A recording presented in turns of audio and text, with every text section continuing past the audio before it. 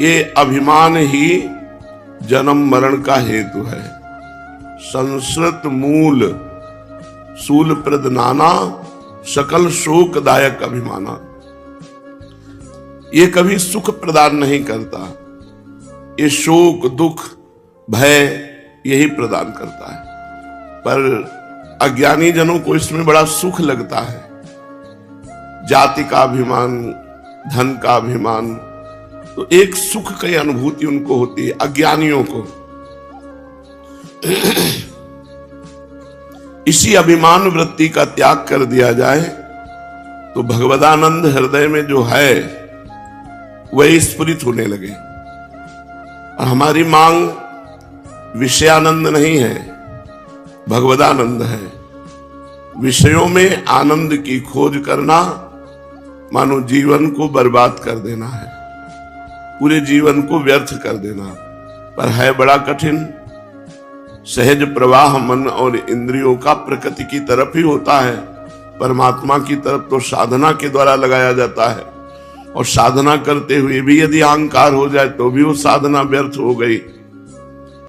तो ये अहंकार जो है, ये भगवान की जब विशुद्ध कृपा होती है तब इसका नाश होता है। नाश दो प्रकार से होता है, एक ज्ञान का प्रादुर्भाव होकर अहंकार का नाश करना, और एक परिस्थिति, ऐसी परिस्थिति प्रकट कर देना सर्वनाश की लीला कि उसका अहंकार चूर चूर हो जाता है। अगर भक्त में कहीं थोड़ा भी अहंकार हो तो भगवान को बर्दाश्त नहीं होता। ताते करें कृपा निधि दूरी, सेवक पर ममता अति भूरी। भूरी माने बहुत बड़ी, सेवक पर बहुत बड़ी ममता रखते हैं प्रभु। तो जहां भक्त कोई अभिमान करता है तो उसी अभिमान का नाश करने की लीला करते हो, बड़ी कड़वी होती है। ज्ञान के द्वारा अभिमान का नाश हो जाना थोड़ा सरल है, सहज है, लेकिन लीला के द्वारा परिस्थिति प्रकट करके फिर अभिमान का नाश होना है बड़ा कड़वा है। इतना कड़वा है कि देव ऋषि नारद जी ने भगवान अपने इष्ट श्री हरि को शाप दे दिया, जाओ जैसे मैं स्त्री के वियोग में दुखी हूं वैसे तुम दुखी हो। जो तुमने हमें बंदर का स्वरूप दिया वही तुम्हारी सहायता करे। देखो कितना अभिमान गिरा दिया कि अपने इष्ट को शाप दे दिया। हम जिनकी चरण रज की आराधना करते हैं उनको दुख देने की बात कह दी और प्रभु ने स्वीकार कर लिया। इसलिए उपासक को चाहिए अभिमान से बचे। गुरु कृपा से अभिमान नष्ट हो जाता है। जब साधक अपने आप को गुरु के चरणों में समर्पित कर देता है तो उसका धीरे धीरे अभिमान गलित होते होते वो फिर देखता है कि भगवत कृपा से सारे कार्य हो रहे हैं, मैं नहीं कर रहा हूं। कर्ता और भोक्ता भाव हटा कि वो जीवन मुक्त अवस्था को प्राप्त हो जाता है।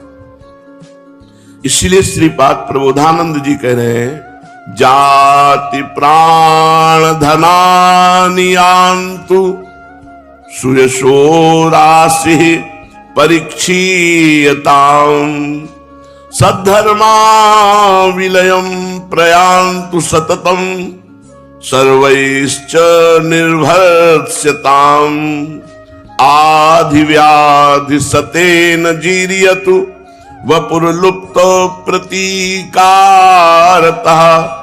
श्री वृंदा विपिनम तथापि नमना त्यक्तुम ममास्ताम मतिः। साधक को कभी शरीर संबंधी अभिमान करना ही नहीं चाहिए कि मैं अमुक जाति का हूं, मेरे पास इतना धन है, मैं इतना बलवान हूं, बुद्धिमान हूं, ज्ञानी हूं, बहुत साधन परायण हूं। ऐसे अभिमान को बिल्कुल त्याग कर देना चाहिए। शरीर संबंधी स्मृति का त्याग ही साधना है। हमको अपने शरीर की शुद्ध न रह जाए ऐसी भगवत स्मृति एक तार चले कि इष्ट के चिंतन में इतना हम डूब जाएं कि शरीर का चिंतन ही न हो। यही साधना है। मैं किस जाति में पैदा हुआ हूं, मैं कहां पैदा हुआ हूं, मैं रूपवान हूं, मैं जवान हूं, मैं गुणवान हूं, धनवान हूं, बलवान हूं। यही अभिमान हमें भक्ति महारानी से बहुत दूर किए हैं। जैसे कोई रास्ते में जब कोई महान आता है तो फूलों के पावड़े बिछाते हैं। तो तुम्हारे हृदय में महान भक्ति पदार्पण करने वाली है और तुम अभिमान रूपी बड़े बड़े कांटे बिछा दो तो तुम्हारे हृदय में कैसे आएगी? विद्या रूप महत्व कुल धन जौवन अभिमान, सठ कंटक देखे जहां राहे न भक्ति निदान। जहां विद्या का, रूप का, कुल का, धन का, यौवन का, ये सब अभिमान रूपी कांटे पड़े हैं, उसके हृदय में भक्ति महारानी कैसे पधारे? सठ कंटक देखे जहां राहे न भक्ति निदान। फिर राहे न भक्ति निदान स्वांग सब नगर नारी के। नगर नारी कहते हैं वैश्या। बस वो वैश्या की तरह, जैसे वैश्या श्रृंगार करती है पर पुरुष से रमण करने के लिए, ऐसे वो भक्ति का स्वांग करता है विषयी पुरुषों को रिझाने के लिए। भरतार भगवान श्री हरि के रिझाने का उद्देश्य हट जाता है विषयी पुरुषों का, भक्ति का आडंबर करके, नाटक करके विषयी पुरुषों को रिझाने का, नहीं रिझवन भतार के। इसलिए उपासक इससे डरे। शरीर चिंतन, इंद्रिय मन के द्वारा भोग चिंतन, गर्व, घमंड, अभिमान, ये बहुत भक्ति में बाधक है। तो श्रीपाद कह रहे हैं कि श्रीधाम वृंदावन में मुझे अखंड वास करना है, अब जाति पक्ष को मिटा देना है। हमें ये नहीं देखना कि हम किस जाति के हैं। ये जाति पाति कुल कर्म धर्म व्रत संस्कृति हेतु अविद्या नासी। सेवक जी महाराज कह रहे सब अविद्या है। ये कोई सत्य विषय नहीं है। पीछे हम सुअर रहे, इस जन्म में मनुष्य बन गए, फिर आगे जाकर के बिगड़ जाएगी तो नाली के कीड़ा बन जाएंगे, भूत प्रेत बन जाएंगे, बढ़िया पुण्य बन गया तो देवता बन जाएंगे, और भजन बन गया तो भगवान को प्राप्त हो जाएंगे। तो कपड़े बदलते रहते हैं, आत्मा तो वही रहती, तो कपड़ों की क्या जाति। इसलिए जाति पक्ष को साधारण भाव में नहीं लाना चाहिए। और चाहे प्राण चले जाएं, अब अपने आराध्य देव की आराधना नहीं छोड़नी, प्राणों का मोह भी छोड़ देना चाहिए। प्राण के मोह में भूख प्यास, जीने की आशा, इनका त्याग कर दे। चाहे आज हमें बुला लो, चाहे 50 वर्ष बाद बुलाना, जाना तो हमें आपके पास ही है, तो हम तो आज ही तैयार हैं। अब आप देख लो कब बुलाना है। और रही प्राणों के पोषण की बात, तो जो आप व्यवस्था कर देंगे उसी में हम राजी रहेंगे। तो जाति, प्राण और धनानि, धन आदि, इसमें सब विषय आ जाते हैं। हमको वही विषय चाहिए जो प्रभु देते हैं। हमें किसी विषयी पुरुषों की चाटुकारिता करके, धनी मानियों के पीछे डोल करके उनसे भोग सामग्री एकत्रित करना, ये तो नरक का रास्ता है। बने तो रघुवर ते बने, बिगड़े तो भरपूर, तुलसी औरन ते बने, ता बनबे पे धूर। अगर बने तो हमारे इष्ट देव से। इष्ट देव कह रहे योगक्षेमम वहाम्यहम, मैं तुम्हारे योगक्षेम का वहन करूंगा, तुम तो निश्चिंत होकर केवल मेरा अनन्य चिंतन करो। अनन्य चिंतयन्तो माम, लाखों बार ये बात सुन चुके हैं, अनन्य चिंतयन्तो माम। क्या ऐसी स्थिति आ रही है हृदय में कि अपने श्यामा श्याम के सिवा हम और कुछ सुनना न चाहे, देखना न चाहे, और किसी से कुछ पाना न चाहे? दे तो श्यामा श्याम दे। कैसे जानेंगे कि श्यामा श्याम दे रहा है? कैसे जानेंगे मेरा प्रभु दे रहा है? जब हम कोई कामना ना करें और अयाचक वृत्ति से अपरिचित व्यक्ति के द्वारा हमारी सेवा हो, तब समझना चाहिए भगवान से प्रेरित होकर कर रहा है। जथा लाभ संतोष सदा काहू सो कछु न चाहोगो, इससे धन का अभिमान, धन की प्रियता नष्ट हो जाएगी। जाति की प्रियता, प्राणों की प्रियता और धनान, धन आदि की प्रियता का नाश। जथा लाभ संतोष सदा काहू सो कछु न चाहोगो। यान तो सुयसो राशि परीक्षीयताम। अब इस शरीर का बड़ा यश हो रहा है, बड़ी प्रतिष्ठा हो रही है, बड़ा मान है, स्वीकार मत करो। अगर यश प्रतिष्ठा मान स्वीकार करोगे तो देहाभिमान पुष्ट हो जाएगा और भगवान की भक्ति या शुद्ध ज्ञान प्राप्त होना कठिन हो जाएगा। सम्मानम कलयाति घोर गर्णम, ये सम्मान बड़ा जहर है, मीठा जहर है, इसे मांग कर पिया जाता है। सम्मान की प्रियता प्रतिष्ठा इतनी जोर की हो जाती है कि बड़े बड़े अच्छे साधकों में भी ईर्ष्या, मत्सरता और मान प्रियता ये भगवान से दूर कर देती है। कंचन तजना सहज है, सहज तिया का ने, मान बड़ाई ईर्ष्या दुर्लभ तजनाए। बड़े बड़े अच्छे संतों साधकों में भी जब दूसरे की यश कीर्ति होती है तो अपने हृदय में जलन होने लगती है। उसी जलन का नाम ईर्ष्या है, मत्सरता है। महापुरुष जन कहते हैं इसे त्यागना बड़ा कठिन है, क्योंकि अपनी मान प्रतिष्ठा का जब भोग होता है तब ये रोग पैदा हो जाता है। ईर्ष्या और मात्सर्यता मेरे से आगे बढ़ा जा रहा है, मान प्रतिष्ठा को भी धूल धूसरित कर दे, ना स्वीकार करे।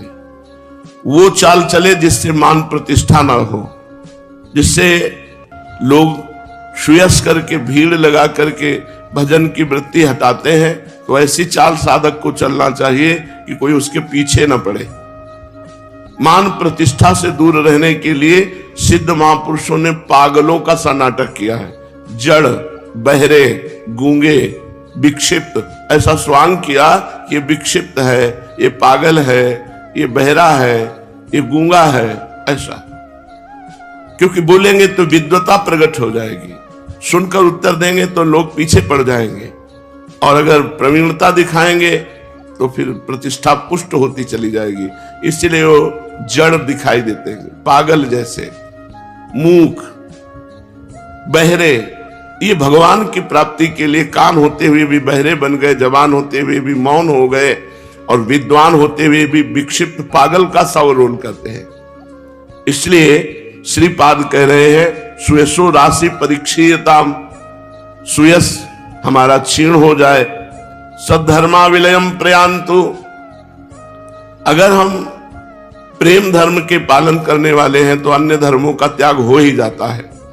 भगवान कह रहे हैं तुम्हें कोई पाप नहीं लगेगा। माता पिता, बंधु, परिवार, नाना प्रकार के कितने लोक धर्म हैं। यदि आप विरक्त हैं, भगवत मार्ग के पथिक हैं, तो ऐसे सत धर्मों का भी त्याग कर देना चाहिए। सर्वधर्मान परित्यज्य मामेकम शरणम ब्रज, अहम त्वाम सर्व पापेभ्यो मोक्षयिष्यामि मा शुचः। मैं तुम्हें समस्त पापों से मुक्त करके परम पवित्र कर दूंगा, केवल तुम मेरी शरण में हो जाओ, सब धर्मों का त्याग करके। तो सद्धर्मा विलयम प्रयांतु सततम और सर्वैश्च निर्भरस्यताम। बहुत लोग तिरस्कार करते हैं, जिनमें आसुरी प्रवृत्ति होती है, वो संतों की भागवतिक चेष्टाओं का विरोध करते हैं। स्वाभाविक, संतों का तो किसी से विरोध नहीं होता, स्वाभाविक विरोध उनके हृदय में प्रकट होता है, ये उनका स्वभाव होता है। जहां तनिक भी आसुरी प्रवृत्ति होगी तो संतों की मंगलमयी चेष्टा होती है, नाम कीर्तन करना, भगवत कथा वार्ता करना, तो उनका हृदय जलता है, और उस जलन में वो संतों का विरोध करते हैं, संतों का तिरस्कार करते हैं। जो आसुरी प्रवृत्ति होती है उसको विरोध अच्छा लगता है। तो श्रीपाद कह रहे हैं सततम सर्वश्च निर्भरस्यताम। तो यदि कोई अपमान करे, तिरस्कार करे, तो उसे सहना, झुक जाना, हार जाना, यह हमारा धर्म है। भा भ्रष्टाचारा सब संसारा, धर्म सुने नहीं काना, कलिकाल बिहाल किए मनुजा नहीं माने को अनुजा तनुजा। अभी समय आएगा, आगे देख लो, अभी कल्याण कर लो अपना भजन करके, नहीं आगे न सत्संग मिलेगा और न भगवत चर्चा मिलेगी। व्यापार सत्संग बना लिया गया, उपदेश व्यापार बना लिया गया। जो जो जो जो धीरे धीरे सत्य वस्तु का अपहरण होता चला जा रहा है, और जहां सत्य वस्तु होती उसका विरोध होता है। उनके द्वारा किए हुए अपमान और प्रतिकूलता को आनंद पूर्वक सह लेना, इस श्रीपाद प्रबोधानंद जी कहते हैं सर्वैश्च निर्भरस्यताम। सब लोग मिलकर के यदि निंदा करें, सब लोग मिलकर तिरस्कार करें, तो भी अपने मार्ग में स्थित रहे, कभी विचलित ना हो। आधी बाहर दैवी प्रकृति के द्वारा जो कष्ट मिलता है उसे आदि कहते हैं। सर्दी है, गर्मी है, प्रतिकूलता है, तिरस्कार है, निंदा है, ये सब आदि के अंतर्गत आते हैं। और व्याधि शरीर के रोग के अंतर्गत आते हैं। इस मार्ग के उपासक को बहुत परिपक्व रहना चाहिए। जाति का अभिमान नहीं, प्राणों का मोह नहीं, धन सुख की आशा नहीं, सुयश प्रतिष्ठा इसको मिटा दे और करे सत धर्मों का त्याग करके, सत धर्मों का त्याग करके भागवत धर्म, प्रेम धर्म स्वीकार करे। और कोई अपमान करे, तिरस्कार करे, सब मिलकर निंदा करे तो भी विचलित न हो, अपने मार्ग में चले। और आधी दैवी आपदा, सर्दी, बरसात, प्रतिकूलता, तिरस्कार, ये जब मिले तो इनको चुपचाप सहो। और व्याधि शरीर के रोग आदि जब आवे तो भी इनको, ये परमार्थ बहुत कठोर है, बहुत कठोर है। तब हृदय द्रवित होकर प्रियालाल की तरफ बहता, पहले इन कठोर नियमों का पालन करें। व्याधि सतेन सैकड़ों रोग हो जाए तो चुपचाप उनको सहे।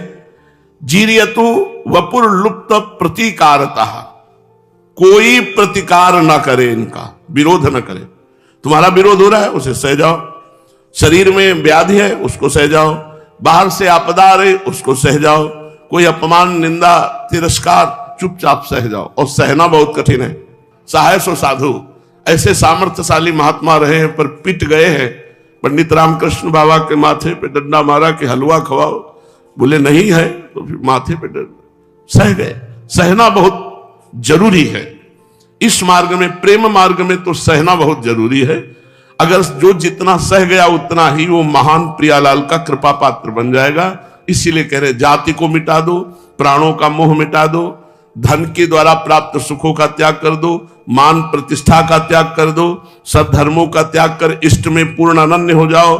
यदि सब लोग मिलकर तुम्हारी निंदा करें, अपमान करें तो उसे सह जाओ। आधि को सह जाओ, व्याधि को सह जाओ। और पूरे जीवन किसी का प्रतिकार मत करो, ऐसी व्यवस्था मत करो, अपने बल का प्रयोग मत करो कि जिससे तुम्हारा विरोध बंद हो जाए। नहीं, और विरोध होने दो और उसको सहो। जितना सहोगे उतना ही महान बनते चले जाओगे। रक्षति संसार भयात् सदोषो मप्यशेष देह भृद वृंदम वृंदावन मिति तेन प्रणितम तन्नौमि काननम किमपि। चाहे जितना दोष युक्त प्राणी हो, एक अपराध से बच जाए, केवल वैष्णव अपराध से, तो श्रीधाम वृंदावन उसे प्रिया प्रीतम की प्राप्ति करा देता है। रक्षति संसार भयात् सदोष, दोष युक्त है, वृंदावन वास करता है, पर वैष्णव संत जनों के चरणों में कोई अपराध नहीं करता। बस एक अपराध, संत वैष्णव जनों का कोई अपराध नहीं करता तो श्रीधाम वृंदावन उसे निश्चित प्रिया प्रीतम की प्राप्ति करा देगा। वृंदावन मिति तेन प्रणितम तन्नौमि काननम किमपि। जो वृंदावन का आश्रय लिए है, प्रणत है, तो श्रीधाम वृंदावन चाहे जितना वो दोषी हो उसे परमानंद की प्राप्ति करा देगा, यदि एक अपराध ना बने, कभी वैष्णव अपराध ना बने, संत अपराध ना बने।